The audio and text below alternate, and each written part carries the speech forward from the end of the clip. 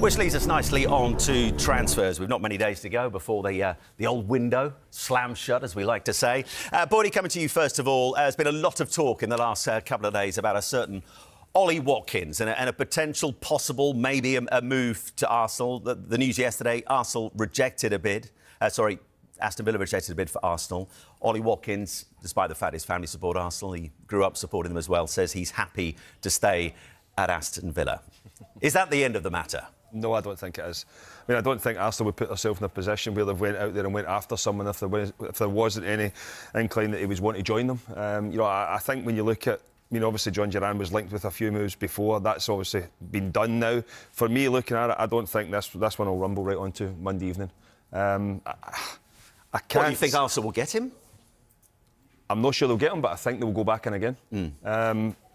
As I said, football clubs won't put themselves in the position where they're putting themselves out there to be shot down, because there will be. That's why they've got agents. There'll be talks of, or there will have been talks taking place beforehand. Would they be interested in coming? Do you think we can get a deal done? And they wouldn't waste their time. They would go elsewhere if they didn't have any inkling that there is a potential for this move to happen. For me, I don't think it's dead in the water yet. No chance. Where do you sense this going, Clinton? Because, John Duran's gone, and we'll talk quickly about him a little bit later, but if Watkins goes as well, the cupboard up front is looking somewhat bare for Aston Villa. They're into the Champions League last 16, got that top 8 finish.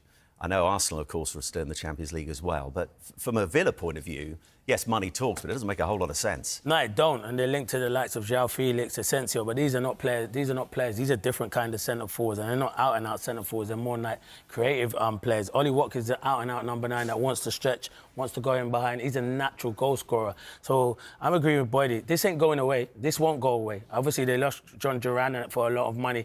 If Arsenal make a bid for someone, and we know the thing with Arsenal side, so Arsenal are a big football club. If they don't go and get Ollie Watkins in this window, then there's a situation there. They have to try and go put all their monies into that basket to try and go and get Ollie Watkins. If you say that you're such a big football club, try your hardest to go and get it. If you're at 60 million, I don't know what the sum is, but if you go to 80, 90 million, and he's 29 years of age, Aston Villa will have to have second thoughts of it. Hold on, we might have to sell him. I don't think Aston Villa will. They'll be crazy to sell Ollie Watkins. He's so integral to the way they are and the way they play at the moment. But if Arsenal are serious about catching Liverpool, I think they need a number 9, and that is Ollie Watkins. At 29, is that value, though? The kind of figure. It's not value. It's not. Of course, it's good value for Aston Villa, yeah. But for Arsenal, it's a lot of money. Yeah. But if you think here and now you want to challenge Liverpool and you want to compete and win stuff, Ollie Watkins will still go at that level for the next 2 or 3 years because he's fit. He can even go beyond that. So it's not a deteriorating player, but you're not going to make no value on the player. That's what I mean. But for the here and now, I think it would be a good signing. But Villa would be crazy to let him go. And it's not just about the money, so it's about the colliding of the ambitions of these two big clubs. Villa, big club. So if they let him go to Arsenal, what does that say about the ambitions of Villa? Yeah, and that's what I don't think Aston Villa will let him go. I think with Duran going as well, I think Ollie Watkins is integral to the way that Aston Villa play. I think we saw the progression of him under Unai Emery, and he's actually spoke about that. He said, I've developed as a player under him. So you think from a player's perspective, he must think, well, I'm getting better all the time. Aston Villa, like you say, are a club with huge ambitions, but then from an Arsenal perspective, of course, they need striking reinforcements. We've said that. Mikel Arteta's come out and said that. They've showed that by putting the bid in. So you can understand why Arsenal are going for him. But I can't see for 1 second why Aston Villa would let him go. But one player they definitely have let go, Dawes, is John Duran. He secured that move to Al Nassr. He joins up with Cristiano Ronaldo. He's still only 21 years of age. I mean, the wages, as we would expect, going to that particular league, astronomical compared to what he was on at Aston Villa. He's moved on to the realms of 320,000 a week compared to, I think, roughly around 75 at Villa. Listen, there's going to be the inevitable criticism. He's gone for the money, but he's only 21. When you look at his upbringing in Colombia as well, the way his family backed him through some really, really tough times. He's not had that many starts this season, 7 Premier League starts in all, some spectacular goals. You can't really blame him, or can you? No, I don't think you can. Everything will have played into this decision to make the move. Ollie Watkins is their main number 9. You've seen that. You just said what he started 7 Premier League games. So he's always played second fiddle. He's always come on, he's scored goals. And I'm sure when this opportunity came up, he thought, look, we've all had different backgrounds and we all look for different things. Would I have gone? No, I wouldn't. But my upbringing might have been different to what John Duran was. So I say good luck to him. Go Would and have fancied over 300 grand a week? Yeah, probably would. I'd like that now. No doubt in that, and that's why people's heads are turned. I have never... And the Ronaldo factor as well. You know, Yeah. getting to play alongside him, albeit at the sort of autumn of his career, however long that autumn's going to go on. It's not the Premier League, though. No. For me, would I have done it? No, I wouldn't. I would have stayed. He's still on £70,000 a week, but he's not playing, so I can see why. And also at 21, he could look at this and say, look, 2 or 3 years, fill up the bank account, come back, and I'm still only 23, 24. Yes. Will he get the opportunity to come back to a football club like Villa? We haven't got the crystal ball, but I think he's made that decision. He's gone, and Aston Villa have to move on, and that's why I don't see any reason why they will let Ollie Watkins go. When I'm sat here on Monday night from 9 to 11, I don't see Ollie Watkins being an Arsenal player because they've let Duran go. Yeah. If Duran is still in the building, it might have been a little bit different, but it isn't. He's gone, and Ollie Watkins has to stay. I must say to you, it's not 9 to 11, it's 9 to 12, mate. Well, I think we're on 9 to 11, Clinton, aren't we? Splitting hairs with that new haircut, Clinton, already. Hey? You can go at 11 and Ollie Watkins will sign between 11 and 12. For goodness sake. Look what you started, Clinton. Look at this. Let's move on to a name that's barely been talked about over this transfer window. That's Marcus Rashford. Boyd, he's not been involved in the last 12 games of Manchester United, wasn't involved in the Europa League. I mean, Ruben Amorim said interesting things to say. He said, imagine a talent like Rashford, our team should be so much better with him in it. And it would be. He has to change. We know it'd be better with him if his head's in the right place. I mean, the latest on this is that Aston Villa, there are reports of interest, but at the moment not known if there's been any kind of formal contact. Where do you sense this story is going next? Oh, where do we start? It seems to be every show we come on, we end up speaking about Marcus Rashford. He's going to have to leave Manchester United because I think when you look for a period of time now, he's been called out for his lack of effort in training from the manager, which you don't want. Do you think we know the full story of what's happening behind the scenes with Rashford? Because it's easy to pick on him, talk about what we're hearing about attitude in training, but there's often more to this story than meets the eye. There might well be, but I don't think Ruben Amorim is someone who is going to...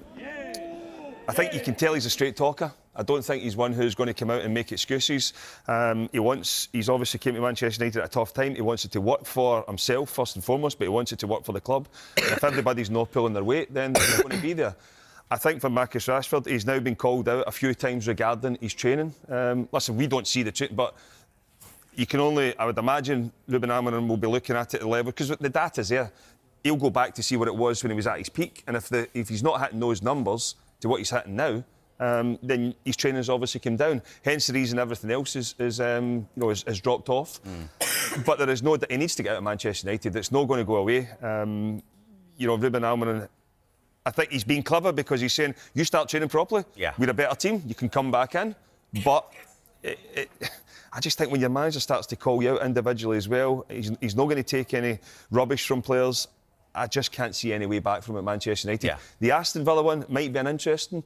Do you see that working? I mean, it's subsidising the wages that's going to be the major hurdle in terms. Yeah, but that's why I think when you look at the Ollie Watkins one, I mean, Aston Villa, we all know how difficult a window January is, and if Aston Villa are now looking at it because they are under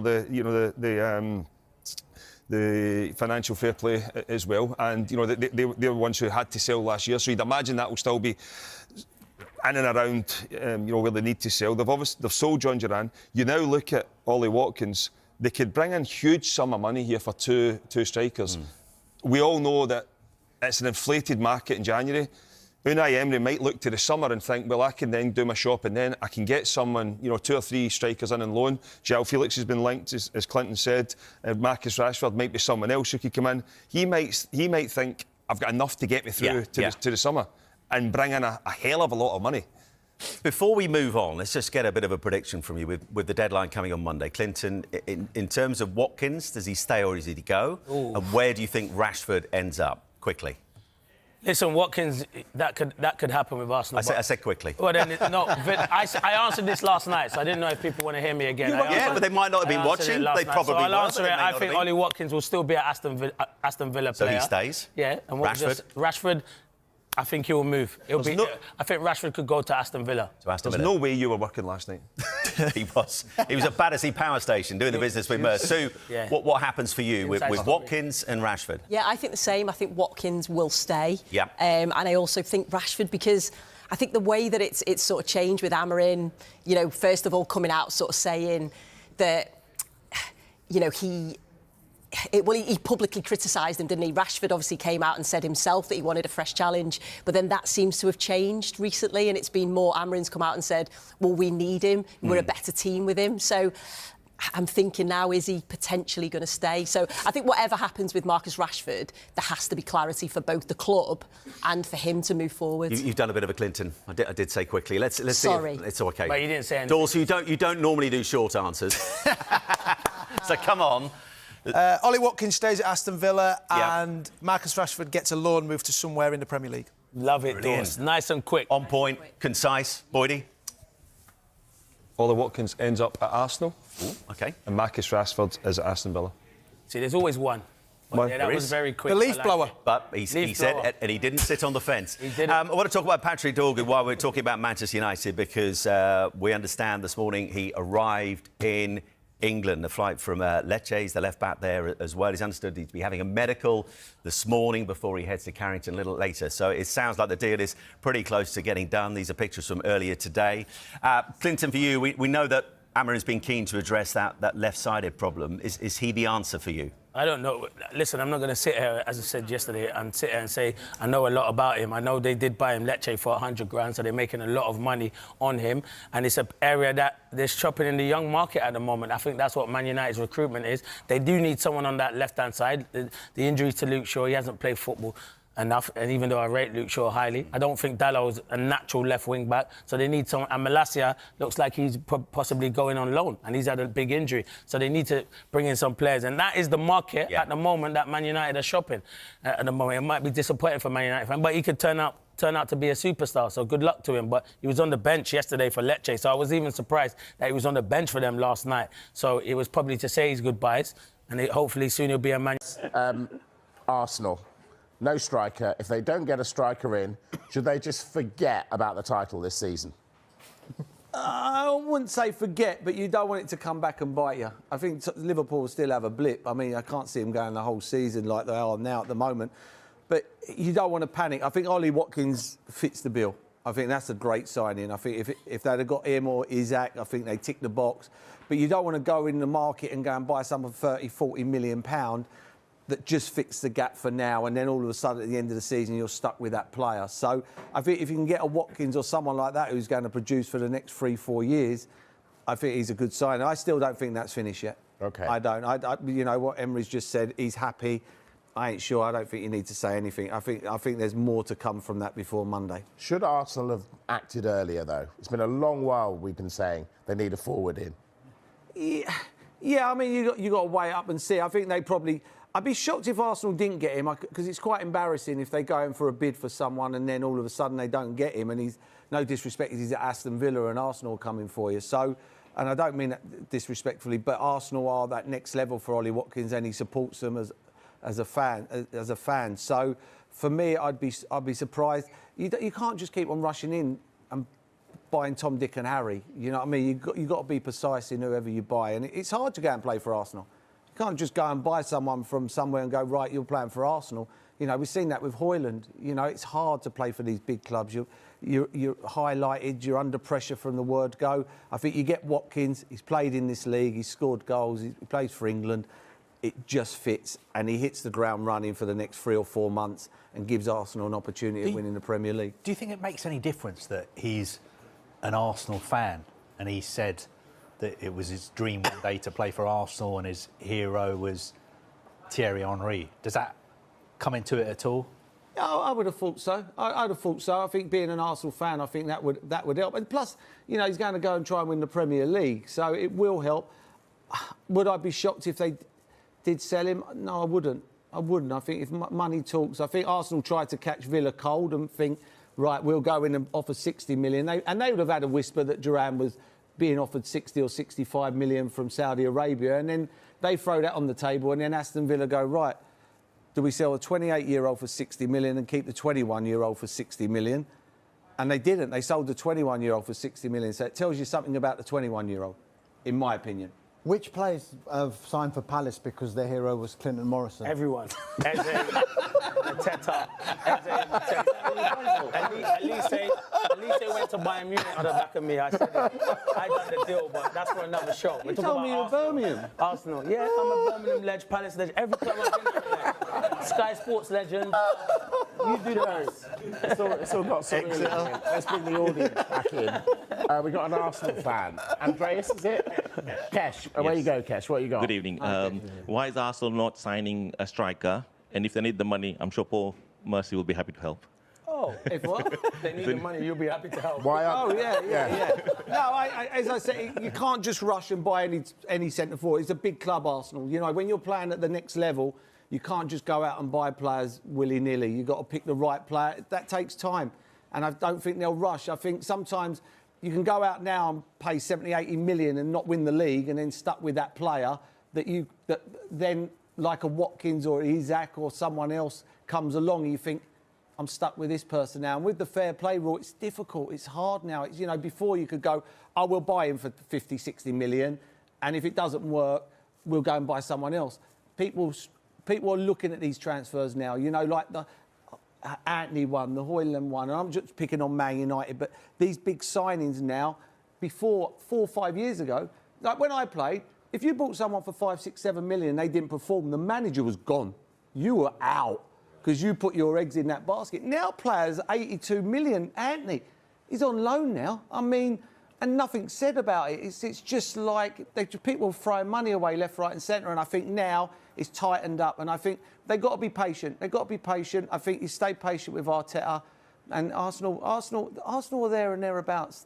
They won't be far off. Yeah, but if you want to win the league, you need to get. I get Watkins, and people go, oh, you know, I heard Arsenal fans go to me, but he's 28. Who cares? You know, it's for now, next year, and the year after. After that, it doesn't matter. You know, if they don't buy him, they're not going to turn around to all the Arsenal season ticket holders and go, we didn't get Ollie Watkins, so we're going to knock everybody's season ticket down by £100. They're not. So let them spend the money. It doesn't matter. Spend the money. Put in £100 million, and I'd be shocked if Villa didn't let him go for 100 million. I love this guy. Andreas is next.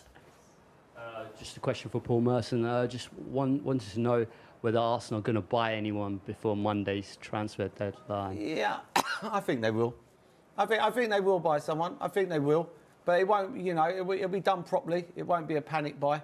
I don't think there's no need to panic. You know, if they don't do it again this season, they'll be there again next season.